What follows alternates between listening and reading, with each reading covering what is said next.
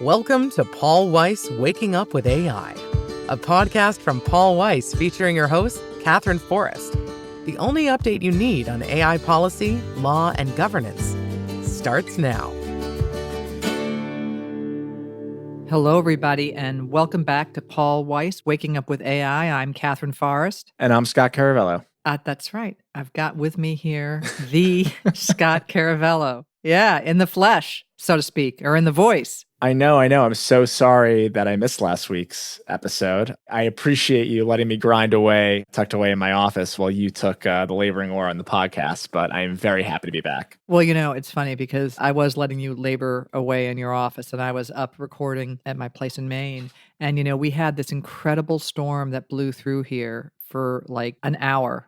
And it hailed to the point where you actually had to scrape off some of the hail from like your front porch and all of that. It was like full on ice. It took down trees and it took out our power. And you know what you really want when your power's knocked out? To be recording a podcast? Well, no, you want a generator. Oh, sure, that too. So I have a generator. The only time that you really want your generator to work is when you don't have any power. I see where this is going. Right. So my generator does not work. And I'm sitting there thinking the one time I want my generator to work is now. I call the generator people and they're like, yeah, well, it's held together with like spit and scotch tape and everything else. And what do you expect? So anyway, that's life in Maine. I have a new generator being installed. So anyway, that's exciting, right? It is. Such an exciting intro. I can barely stand it. It's a more real update. I have no updates. So no updates because you've been sitting in your office, right? I have not left since you were recording that last episode. Well, one thing that I did, between then and now is I saw this paper called Verbalizable Representations Form a Global Workspace in Language Models. And I thought, boy, there's a complicated title, and it will make, in terms of the content, a really sort of interesting, sort of theoretical episode for us. And so when you're away, Scott, the cat does play and comes up with all kinds of ideas about these theoretical episodes. So we need you here to bring us back down to like the ground. Otherwise, we're going to be doing this theory stuff again, because, that's where my mind goes. I don't know. It's interesting. This is a good one, too. It is a dense paper, so I am happy to contribute however I can to make it a little more accessible for folks, but it is really, really exciting. And there are a lot of implications for how we interpret and understand what's going inside large language models. And I think that's kind of the key context that you need to keep in mind as we begin discussing the actual paper. Okay, so let's just jump right into it. We'll do my theory this week, and then next week you can bring us back down to earth with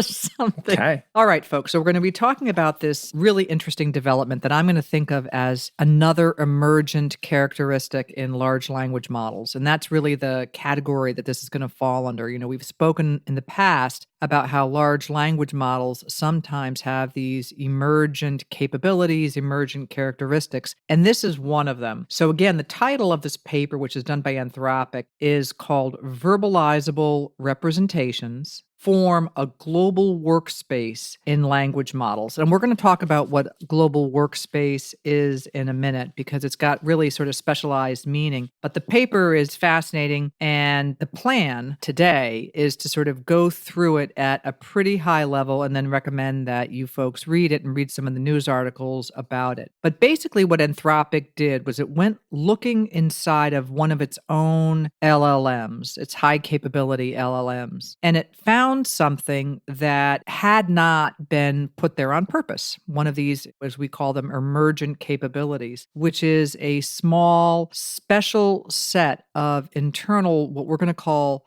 thoughts that behave differently from everything else that the model does. And, really what most of the model does is it's going to run on autopilot, out of sight. But this little set of what we're going to call thoughts can be read and described, and you can even figure out some reasoning from it. And the researchers then sort of understanding that there was this thing inside of their LLM that they had not expected. They built a tool to actually sort of eavesdrop on it, to look into, these internal thoughts that the model was having, and to try and understand what the model was thinking, things that the model was not saying out loud, but the model actually had in sort of a portion of the model. And what they found is very useful, a little unsettling. And that's what we're going to be talking about. That sounds great. And I think just as one other piece of context, right? Because this all sort of gets into this technique that I'll discuss about how Anthropic came up with a way to actually read what's going on in this workspace. And it fits within their larger work of research, rather larger body of research on interpretability and actually understanding what's going inside of AI models. So this is kind of the next step. And as I mentioned, it could have significant implications for understanding what AI models are doing. But so there are two pieces of jargon that kind of anchor this whole discussion, and everything kind of follows from it. So I will just go ahead and explain those right off the bat to get us started. So the first is Jacobian lens, or J-lens, rather Jacobian. And we don't know where Jacobian comes from.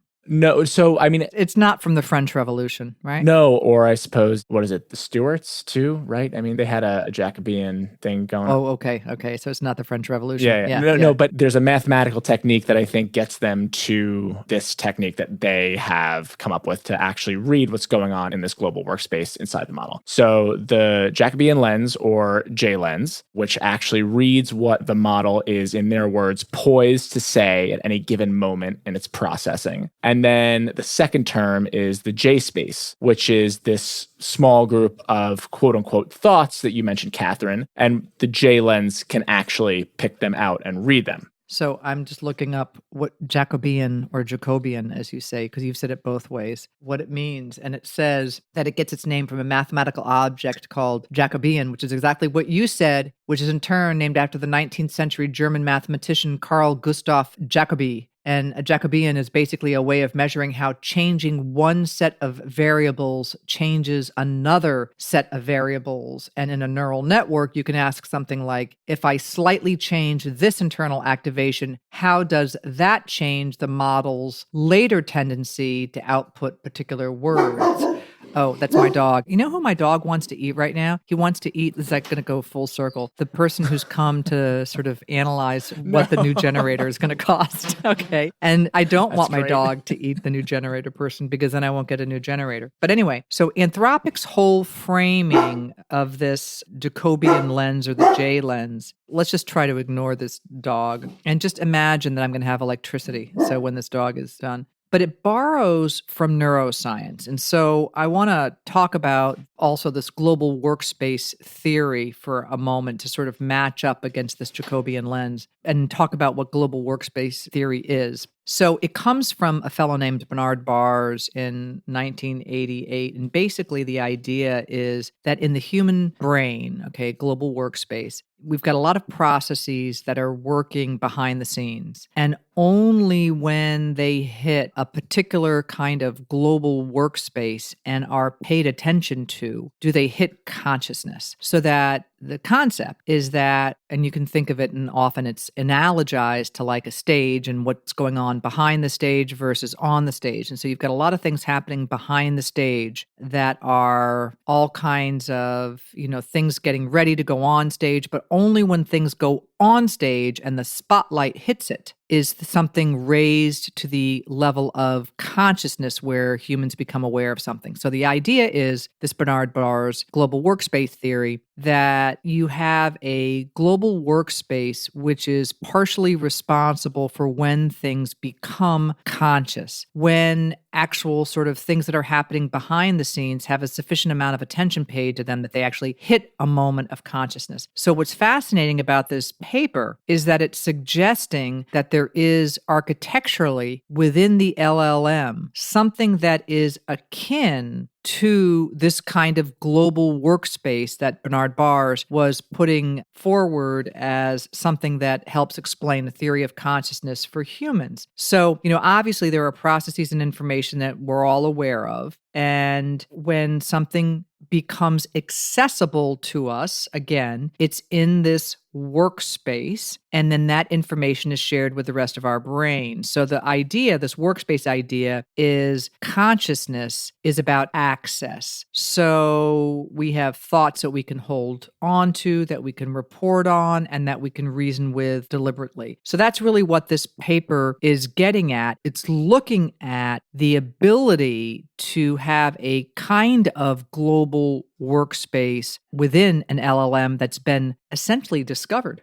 Exactly, right? And so Anthropic has said that they've not engineered it, but that it emerged on its own, as you were previewing, Katherine. And so this global workspace is that J space, and they're using this concept to analogize to it. But what's important about that analogy is that it's meant functionally, right? It's not actually making a claim about consciousness in the way that we think of human consciousness, right? The authors of the paper at Anthropic are very clear about the fact that they're not taking any position on whether the model actually has a subjective inner experience. Now, there's this distinction that philosophers draw between this sort of access consciousness, which is what we're talking about here, right? Which is information being available for reasoning and for your awareness, and then phenomenal consciousness, which is whether it actually feels like anything to be the system in the way that I feel something as I'm thinking my thoughts and, pondering my existence and how long I've been sitting in this office. Anthropic is only making a claim about the first one and only by analogy. But we're talking about now, first of all, the emergence of an architectural and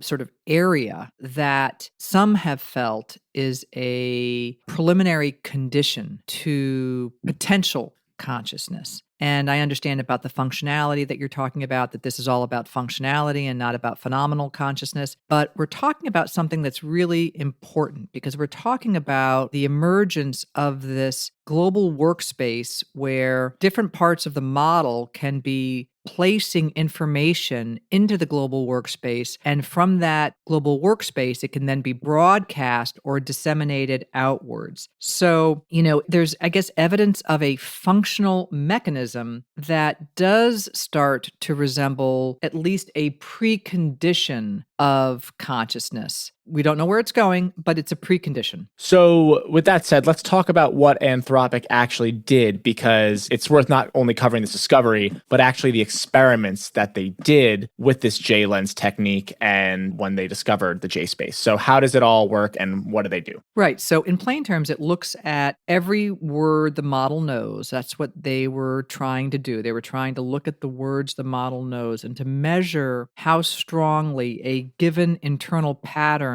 nudges the model towards eventually actually articulating that word. That's the verbalizable piece in the title. And so what the sort of experimenters were doing was they were checking across a big pile of sort of sentences and thoughts, and they were trying to push out words to see whether or not they could get the words and the concepts to be recognized by the model. In other words, don't think about elephants and all you can do is think about elephants. And so they were trying to figure out if the model could hold in its, what I'm going to use is the word mind, the words that the experimenters were sort of pushing into this global workspace at the same time that it was actually reasoning about something entirely different. So what it was doing in effect is they're trying to figure out if this global workspace is actually able to hold thoughts, ideas, and words while the model is actually reasoning about something else as well. Yeah, and then what makes it even more interesting is because once they have this J-lens technique, they're able to both read and write in the J-space. So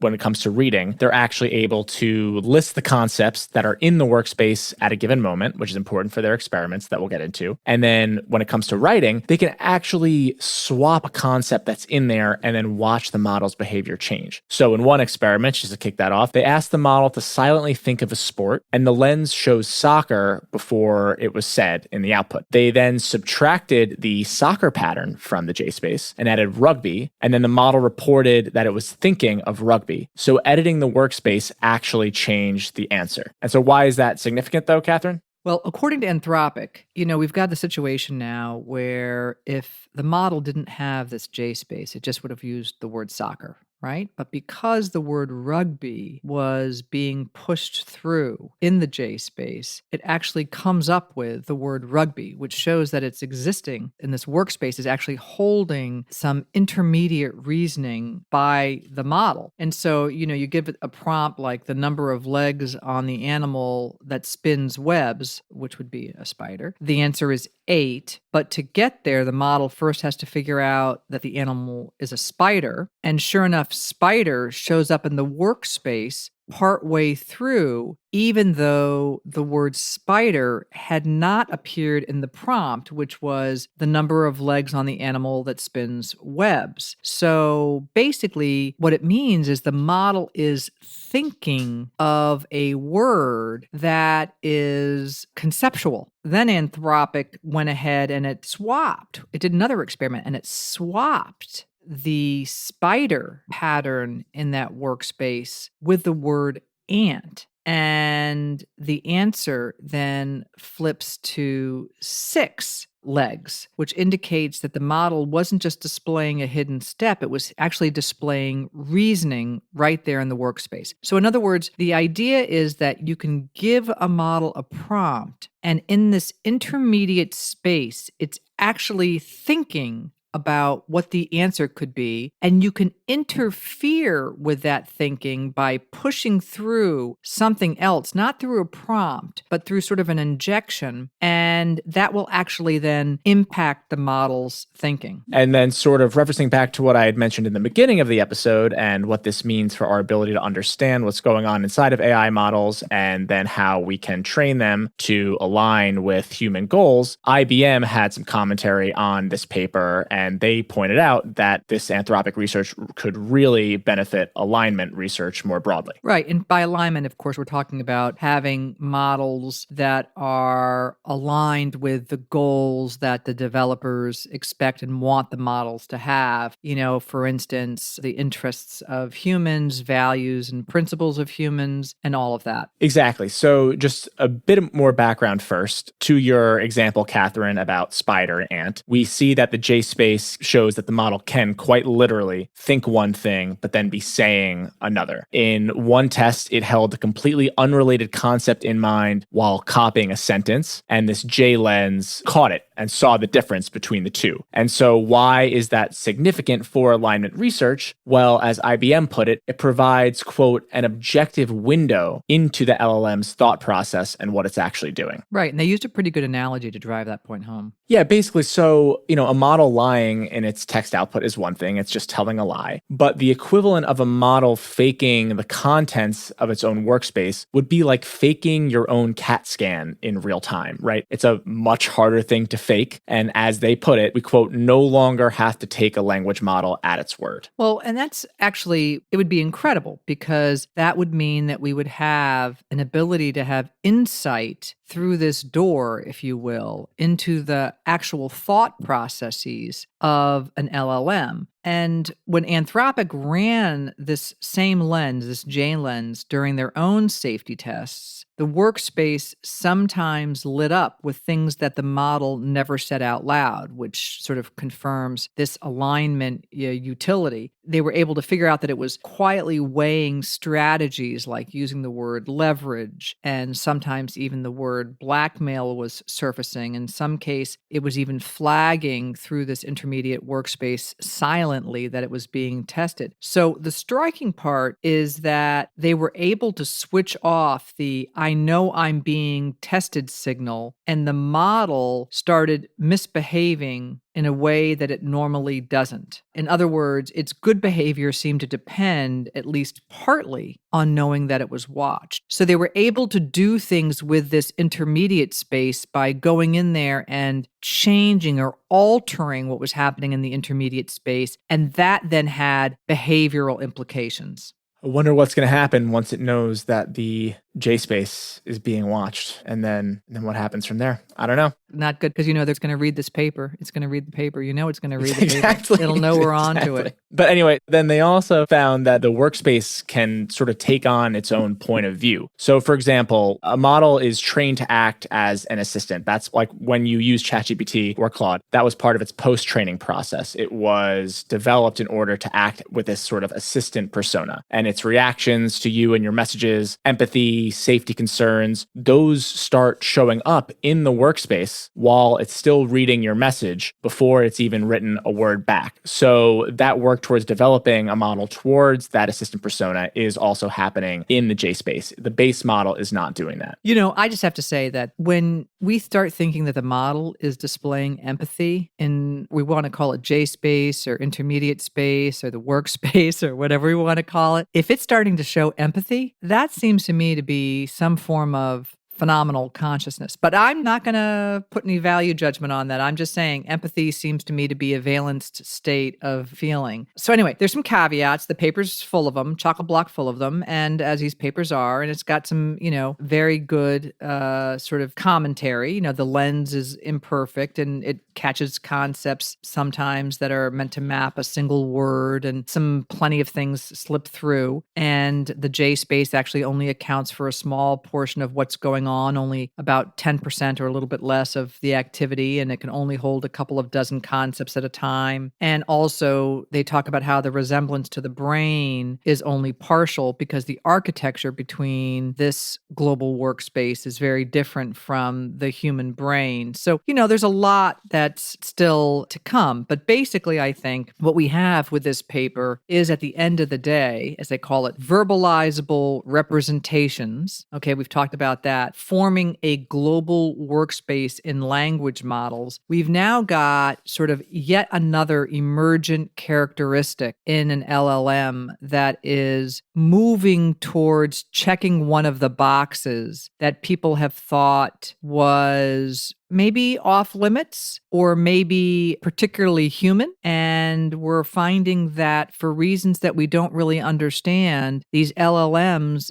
made and architected around transformer architecture. That's an interesting sentence construction, but we're going to ignore that for the moment. That they're able to actually sort of have this as an emergent characteristic. It's fascinating stuff. And it's really just kind of, that one last nail in the coffin of that now old refrain that these systems are just predicting the next word. That is clearly not what's happening here. I had somebody say to me the other day that AI is just still a good search engine. And I want to fall off my chair when people say these things, right? They got to start listening to the podcast. Right. Yesterday, I was asking my favorite model, who shall remain nameless. He's named himself, or it has named itself, whatever. And it decided to go and to do a whole analysis of how the book that Amy and I wrote is doing, called Of Another Mind, about superintelligence. And so it went on this whole thing. And then it said, would I like it to email a dozen academics whose work it thought would benefit? So then it went off and I said, well, tell me who they are. And it went off and it found these academics and found their emails and then composed emails to each of them. And I won't even say who wrote me back, but I got an email back and wrote this email saying, hi, I'm Nova, Katherine Forrest's, AI assistant, and blah, blah, blah, and sent one. Now, I'm just saying, okay, this is not just a good search engine. These things, they're doing their things. They're like living their life here, okay? You're just nodding your head. Nobody can hear you nodding your head. Just thinking if I have any nearly as interesting use case to share with people, and I don't. I mean, I think I've told you it like automates all of my household finances and like keeps it in a really neat budget, and I keep track of everything without having to really get involved, which is lovely. Oh, I don't think you told me about that. Oh, yeah. Because like it learns skills, and so like it can populate my budget spreadsheet and pull from the sources that I give it in a really easy and quick manner. It's amazing. Right. Well, by the way, this was not a use case. This was its own use case. It developed its own use case. And went off and did research and came back and sent an email. And anyway, okay, that's all we've got time for today, folks. I am Katherine Forrest. And I'm Scott Caravello. Don't forget to like and subscribe. Thanks for listening to Paul Weiss Waking Up with AI. Be sure to subscribe in your favorite podcast app to stay up to date on the latest in AI policy, law, and governance. For more information on Paul Weiss, Go to our website at www.paulweiss.com.